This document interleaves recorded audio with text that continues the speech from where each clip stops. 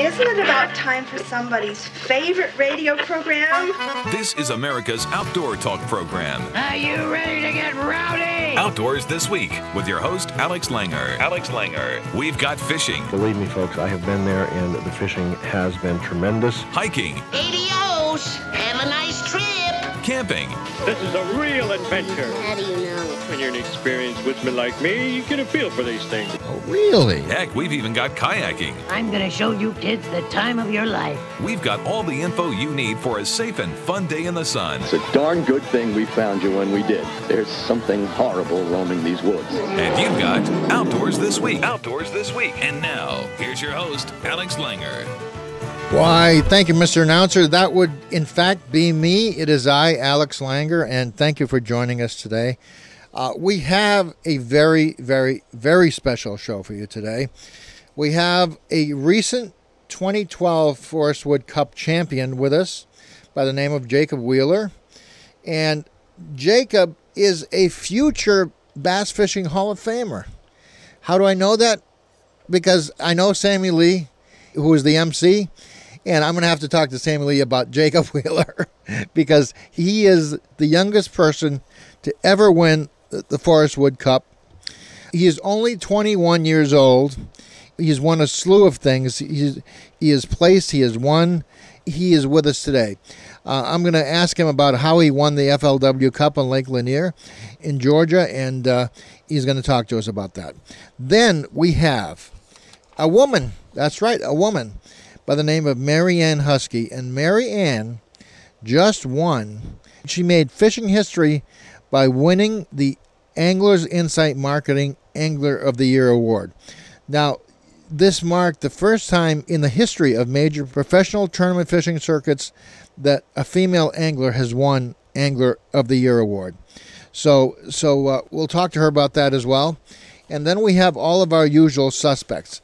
We've got Ron Lindner, who's going to give us an astounding report this week, which he usually does.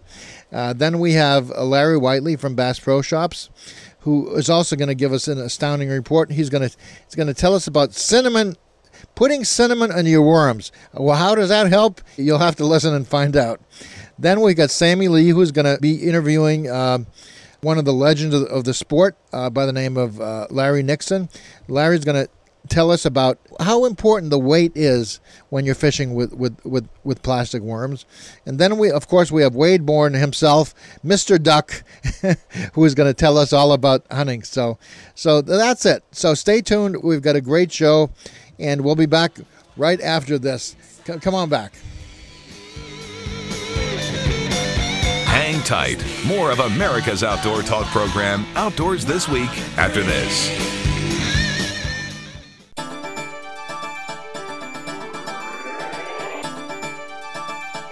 Hi folks, Ron Linder here for Linder's Angling Edge Television. You can still be seeing us on WFN, which plays on the Dish Network. We're also, if you can't get us there, you can go to our website, lindermedia.com. That's lindermedia.com, and watch any of our 2012 shows. We're on there. You can post them and watch them. Okay, I'm on, as we speak, I'm in the car with my brother Al and my friend Rich, and we're going up to Leech Lake. I am fishing a tournament next week. Now, I haven't fished a tournament on this lake in about 16, 17 years. And in the interim, they've got a thing in there called a certain kind of crayfish. It's called a rusty crayfish. And these guys subsist on weeds. They like weeds. They eat a lot of stuff, but they like weeds. Okay, so I went on this huge body of water, and the last time I was there, I had quite a few fish out of this particular weed bed in this particular bay. I drive out to that bay, and guess what? Ta-da, ta-da! The weed bed is gone. It was like and I'm not talking like a little row of stuff. This thing was an acre big, and the rusties ate it. Just like a McCormick Reaper, they came through, ate my entire weed bed up. In fact, they've eaten a lot of weeds from a lot of area. They have changed the disposition and the placement of the fish. Another thing has happened in the interim. About 4 years ago, you have Native American netting here, and they netted the heck out of the lake, and they lost the walleye population. Also, there was the cormorants. They had an infestation of cormorants that ate the little walleyes. And between the two things, and then people just taking the walleyes out of the lake, the walleye population crashed. And for the 4 years it's rebuilding, by the way, it's rebuilding very well. The fish are coming back real well. The bass, the largemouth bass, filled that niche, and they came in big time. But now the bass are losing their home or overhead cover, and they're moving to third. Everything is in a great flux out here. So this tournament here, I'm scratching my head. I went through 5 or 6 different places, and what I used to do ain't happening no more. Another thing that has happened in the interim, the 15 years that I haven't fished the lake, the smallmouth bass have come on tremendously, but I can't find them. The lake has a tremendous amount of structure in certain parts of the lake. I spent 2 or nearly 3 days looking for the big smallmouths. The last tournament earlier this year, when they were spawning, it took 25 pounds or a 5-pound, actually a little more than a 5-pound average for 5 smallmouths to win the tournament. Well, I went searching for the smallies, and I didn't find them. I can't find them. But I hear nobody else has either. So when I'm driving up to the lake. I got my brother with me and my friend. We're going to go to another part of the lake, and we're going to start searching. Is there a message here? Is there something to learn here? And it is absolutely yes. The one thing is, one great thing about fishing, it always changes. Nothing remains static because you're dealing with nature and the balance of nature with the various species in there. Everywhere I go, I could have learned. Earlier this year, I fished the lake I live on. I lived out here 45 years. I know the lake by the back of my hand. I fished a tournament. I did stinko. You think you know it, but you don't. Things change. We got zebra mussels, an invasive species in the lake, along with some other invaders. And so everything is changing, but that's one of the great things about fishing. You never learn at all. It is a constant learning experience, and that's what keeps me low these many years. Well, that's it for Ron Lindner and Lindner's Angling Edge Television. Try to catch us. If not, go to our website, lindermedia.com, or look me up, Ron Lindner, on Facebook. I got too many friends on there. You can't post me, but you can read all the stuff that's on there. You might find some interesting stuff. Thanks. See you later, folks.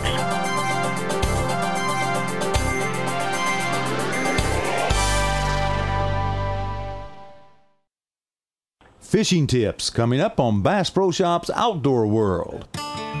Would you like to spend less time on the couch and more time in the fresh air? Would you like your kids to stare at a bobber instead of the TV? Would you gladly trade in your microwave for a Dutch oven? Then you belong at Bass Pro Shops. Every week, we offer free skills workshops to help you get started. See the store or go to BassPro.com for more information.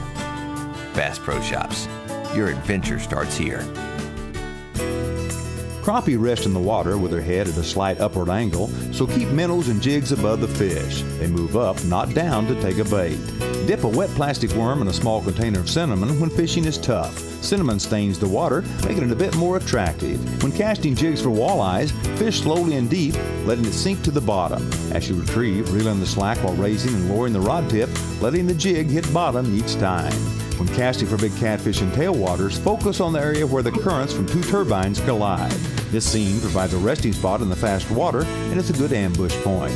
A big bluegill love crickets, and a loaf of bread makes a good cricket trap. Hollow out the center from one end, placing it near a pile of lumber or debris where it's damp.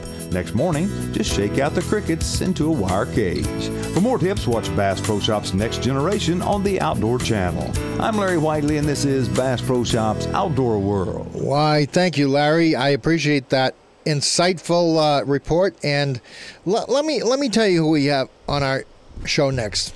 His name is Jacob Wheeler. If you've never heard the name, he is the 2012 FLW Cup champion. And that in itself is a huge accomplishment. But let me give you the punchline. He's only 21 years old. Here's what Joe Thomas has been a frequent guest on this show, and here's what he said about Jacob.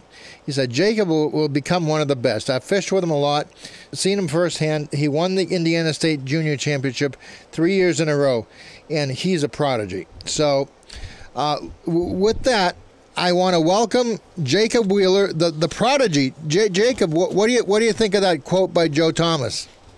Joe's very kind with those words. I know that. Sometimes Joe stretches the truth a little bit. He's a fisherman. That goes without saying. Exactly. Tell us about your Forrest Wood Cup victory. When did you win the Forrest Cup Championship? It was just about 3 weeks ago. It was on Lake Lanier. And you know, it's basically, you know, the biggest tournament in bass fishing for the most part. And it's an unbelievable event, and it's an honor just to qualify for it. I was the youngest actually to qualify for it this year, and it was cool. It was really awesome, and you know, normally Lake Lanier is known for brush piles and deep spotted bass fishing in the summertime, and you know, this year, you know, I decided to go fish my style and just go shallow and see, and it really worked out. You say shallow. What is your style? Well, I fish. Well, there's a whole bunch of stuff that I really like fishing. I'm pretty vertical for the most part, but really, I would say, you know, shallow water, fast, power fishing. I really love fishing shallow. You know, 10 foot and less. Yep. You know, I'm not one. I can catch them throwing a drop shot out in 30 foot of water if that's what I feel like that I need to do. But you know, I felt like in this tournament, you know, a lot of times being able to do something a little bit different in a lot of these major tournaments, and just something going off the wall just a tad bit that not everybody's doing is normally the technique that wins the tournament. So what did you throw on Lake Lanier to win? Well, basically there was three primary. I had two primary patterns. Okay, so I had two primary areas. What I would do is I would go up into the river, and what the river had. In the mornings is what I would do. In the mornings, the river had current. It had current all day. It was a lot cooler up there. There's a lot more oxygen up there.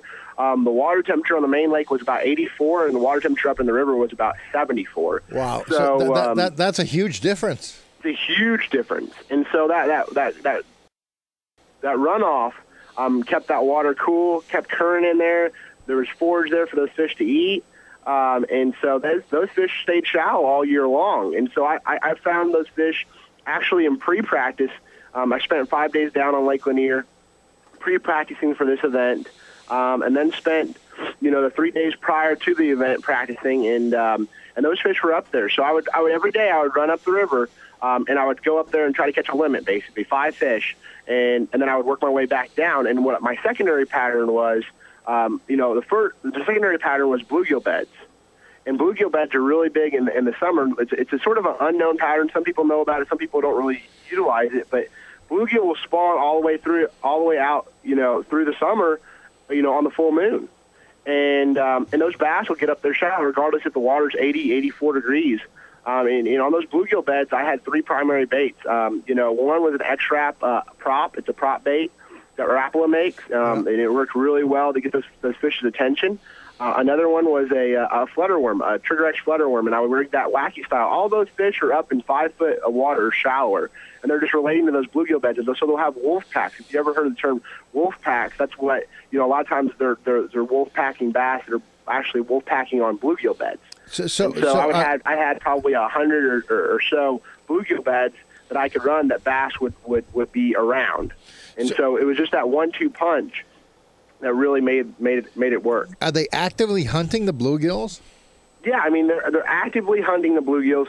These are fish that are cruising down the bank looking for something to eat. There's fish that stay shallow all year long.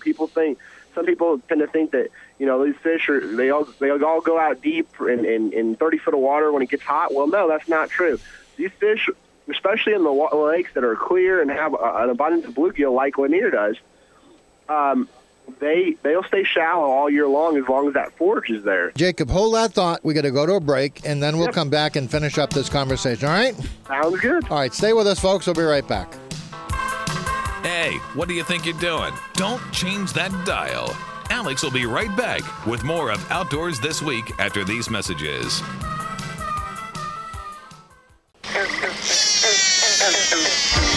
Wow! Woo! Hold on to that, and that's a good one since 1984. Tight Lines with Sammy Lee. Is the size of lead weight you use in plastic worm fishing important? Well, my guest today thinks so. Hello, this is Sammy Lee. In just a moment, Larry Nixon will tell us why. But first, this message. Aprons, t-shirts, hoodies, mugs, You want it? We got it. And by we, I mean Sammy Lee. Check out the incredible array of Tight Lines souvenirs you can buy at the Tight Lines website and get fitted out from head to toe with quality products featuring your favorite fishing show. Buy them for yourself. Buy them for gifts. But make sure you buy them today. See the Tight Lines collection online at my website, tightlinesradio.com. Just click the button that says souvenirs and get you some. Over 50 items to choose from at tightlinesradio.com. While talking with Larry Nixon about plastic worm fishing, I asked Larry, how important is the size of lead weight you use in catching bass on a plastic worm? Well, the speed of the fall is kind of like jig fishing. It's a very important part of your worm makeup. This is usually based on either the mood the fish are in or the color of the water the fish are in or, the activity level of the fish. The more active they are, and the more dormant they are, now not dormant because of cold water, but dormant because of fishing pressure, usually the heavier the lead. A 1/4 ounce or 3/8 or 5/16 or something like that gets the bait to fall real fast a lot of times will trigger a fish that's lure shy into biting. I mean, it just falls by him real fast and he gets excited, there went something, and you yank it back up off the bottom and he hits it. Same way with fish that are real aggressive in 65 to 70 degree water. A lot of times the fast falling bait's the right speed to get them to hit it. And then you turn right around and you get cool water or fairly dirty water. If your bait falls too fast, they won't move to get it at all. In fact, they're just sitting there kind of dumbfounded, and it goes by them, and they don't even think about it. That's basically what a bass does in cold water. In dirty water, the same way. It goes by so fast that he don't even see it or feel it or nothing, and it don't get his attention. So, it's pretty crucial in bass fishing. I'll be back with more Tight Lines after this. I'll continue talking with Larry Nixon next time, so I hope you'll join us. I'm Sammy Lee, and until next time, Tight Lines. Tight Lines, brought to you by SpectraBurst, the ultimate color-changing technology. HuntMate, the best hunting app for your iPhone. U.S. farm-raised catfish, the healthiest fish from pond to plate. And by Bleeding Belly's Lures, the bait that actually changes color. My wife calls me a twit, but now I'm tweeting at www.twitter.com/TightLinesRadio. So join me daily for this update on fishing news and information. Thanks, Sammy Lee. And last time we saw Sammy, it was at the Bassmaster Classic. He was the host for the induction ceremony at the Bass Fishing Hall of Fame. And a future Bass Fishing Hall of Famer, I'm going to make the prediction. Jacob Wheeler, my guest, is going to be in the Bass Fishing Hall of Fame in the next 30 or 50 years. Right, Jacob? Someday that's the goal. So we're going to set that goal high for sure. Jacob, let me ask you this. You're only 21. Who are your fishing heroes? I mean, we just heard from Larry Nixon, who was kind of like one of the granddads of bass fishing. Do you even know who Larry Nixon is? Oh, of course. I grew up watching Larry, and I grew up watching Denny, and I grew up watching all these guys. But recently, I've admired guys. I admire their dedication to the sport. That's really where the guys that I look at as my heroes. I'll tell you one guy that I look up to, and it is Edwin Evers. He's very versatile. He can catch. He can go win a tournament out deep in 50 foot of water, drop shot, and in the next tournament he catches them flipping. And so I like that versatility about Edwin. He's very consistent, and that's what's cool.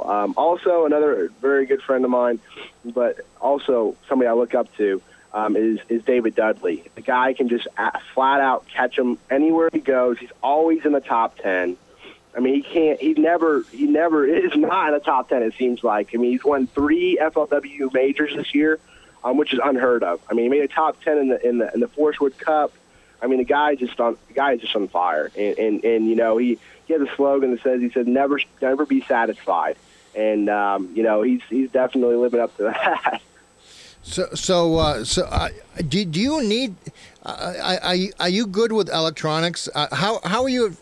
I know you're good at fishing shallow, but how are you at fishing deep? Oh, I mean, I made a top 10 this year. I fished the FLW Tour this year, and you know, I fished Kentucky Lake. I was on the schedule this year in June, and that's a ledge fishing tournament. I ended up top 10 in that tournament, and so I like fishing shallow. I like fishing deep, but the thing is that the reason I like fishing deep, or when I like fishing deep, is when they're schooled up. Right. When those fish are schooled up in groups of 30, 40 fish, or 10 to 20 fish, where you pull up and I can graph over them and see them and just pull around and cast and catch them. That's what I like. You know, Kentucky Lake's a great lake to do that on, but the big reason, was for, with Lanier was you could either fish out deep and grind out 5 bites out deep, or you could go fish shallow and grind out 5 bites up shallow. And so you had to decide. You could just basically and I felt like the bigger ones were up shallow. So I definitely fished deep. It's just when those fish if they're not biting good, and it's a grind, either way, you're either out deep and up shallow, then I'm always going to go up shallow, in my opinion. That said, what's your favorite lake? My favorite lake is actually Lake Champlain. Really? I love that lake because you can go on the north end and you can catch the biggest smallmouth, 3s and 4s, and even some 5-pound smallmouth, and then you can go just right the next little bay over and catch 3 and 4 and 5-pound largemouth. I mean, that lake is it consistently pumps them out. Ticonderoga is unbelievable. I was up there earlier this year, and it was I had some of the best days of fishing I've ever had in my life. I mean, literally, it just seemed like every pitch you'd catch a 3-pounder or 4-pounder, and it was I think I had a bag one day like 26 pounds on my best 5. Now, it was in practice, obviously, but it was an unbelievable fishery. Plenty of big fish, and it's just getting better. What do you use for smallmouths versus largemouths? Well, it just depends on the conditions. It depends on the area of the country.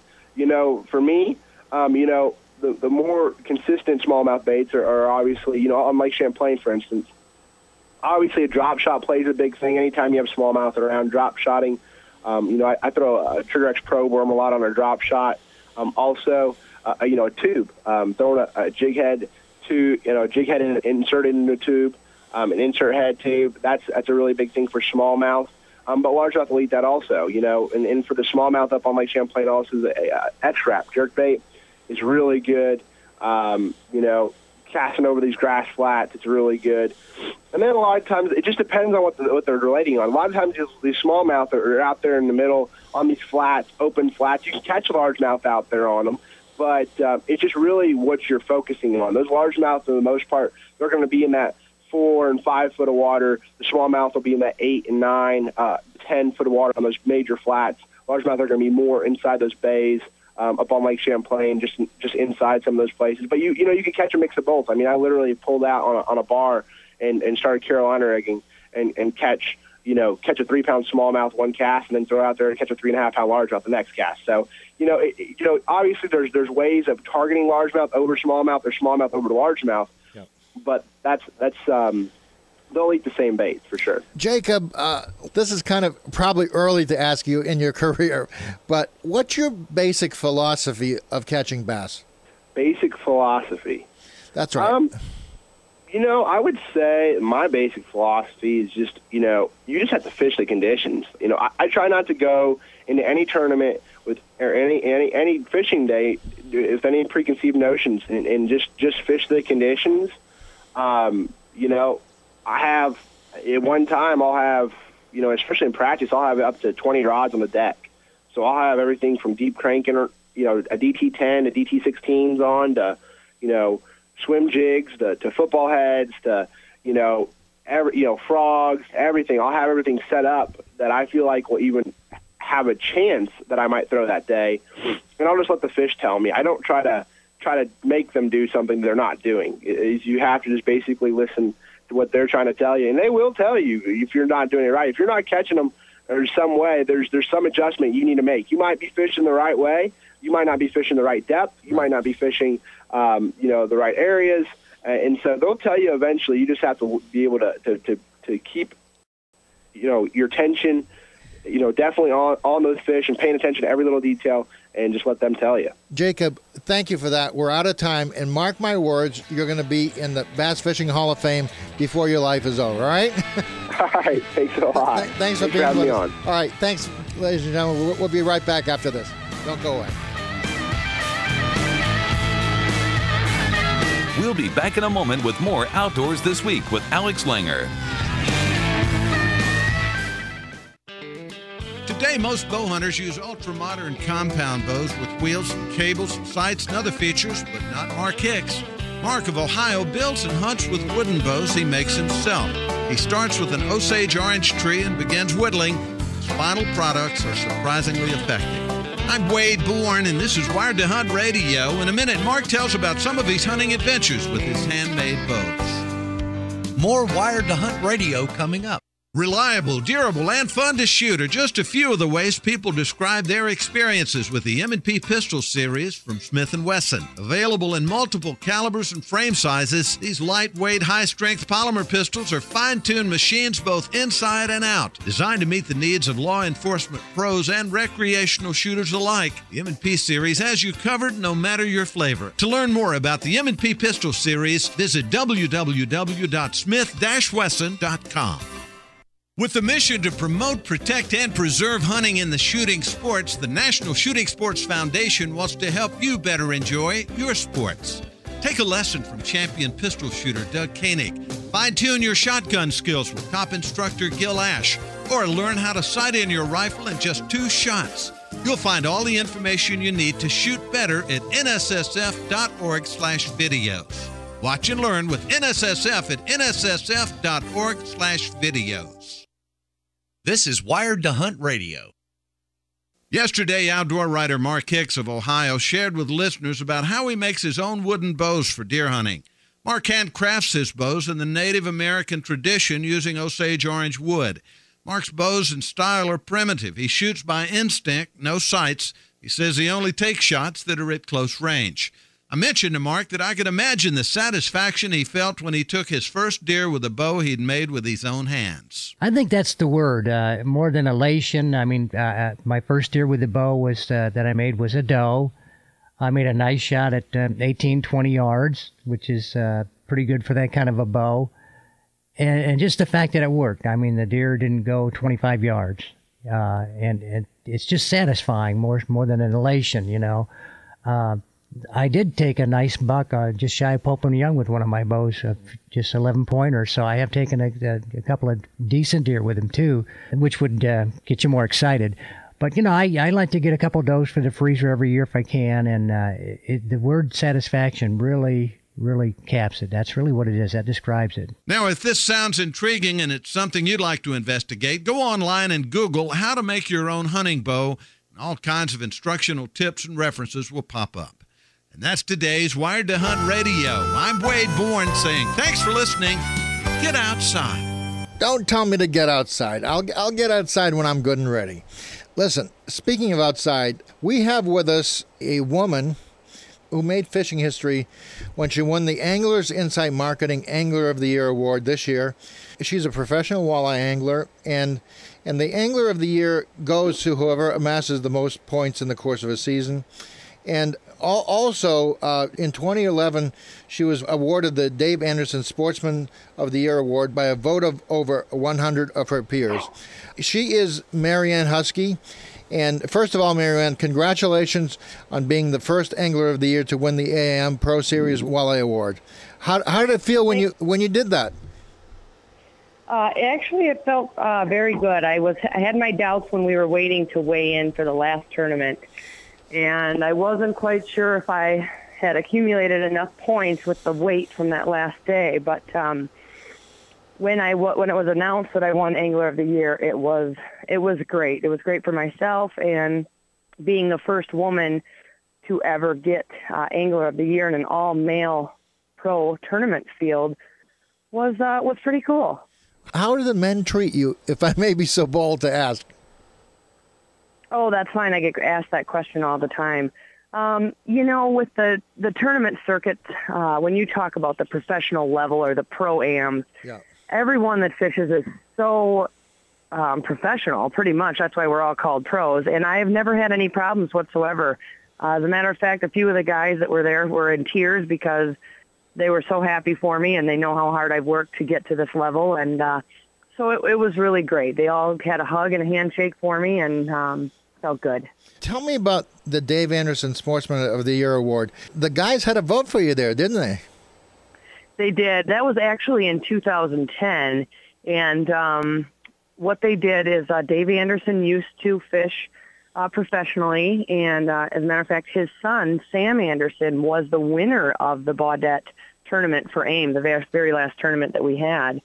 And Dave was such an outstanding guy, whether it was business, friendship, community work, anything. He was owner of Bay & Bay Trucking in Minnesota. And so they dedicated the award to him and for being, the best sportsman out there and who really works in the industry and always has a smile on their face. And everyone took a vote, and I won the award. So that was quite an honor. And then to be fishing with Sam at the end of the year this year again was really nice as well.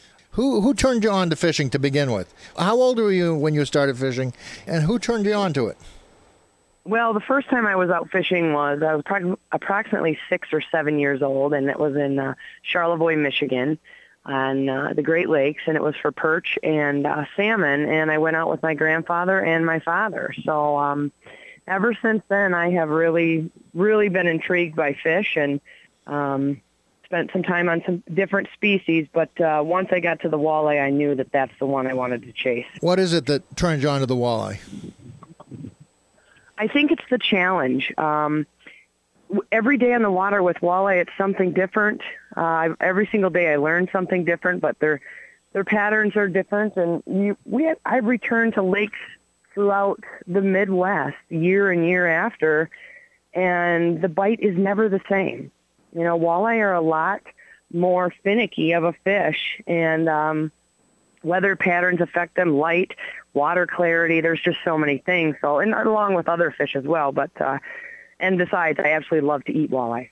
They're great. I visited the Lindners back a few years ago, and I had my first walleye in Minnesota in a restaurant up there. Oh, it's a great fish. It was unbelievable. You're involved with young anglers, if I look at your volunteer activities. Does that mean a lot to you?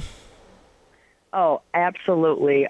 Before I started fishing professionally, I actually coached track and basketball. I also started a soccer program in the community that I used to live in the Upper Peninsula of Michigan.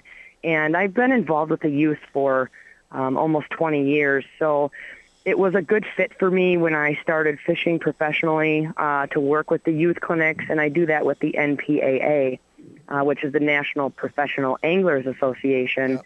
And nowadays we've got so many kids that are text messaging or playing video games, and they're just not enjoying the outdoors like we all did when we were young.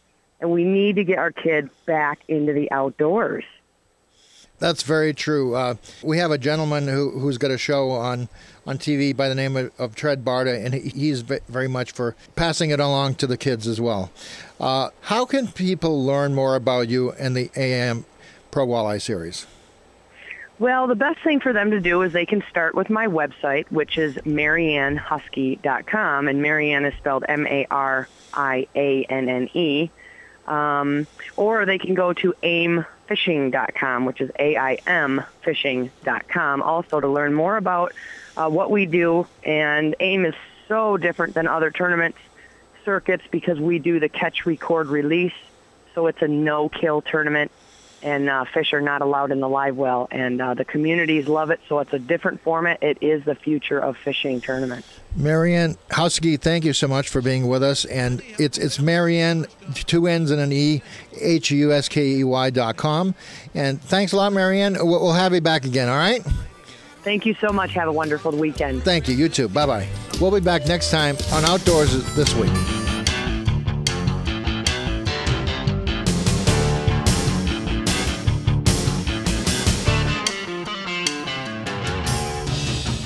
Outdoors This Week with Alex Langer.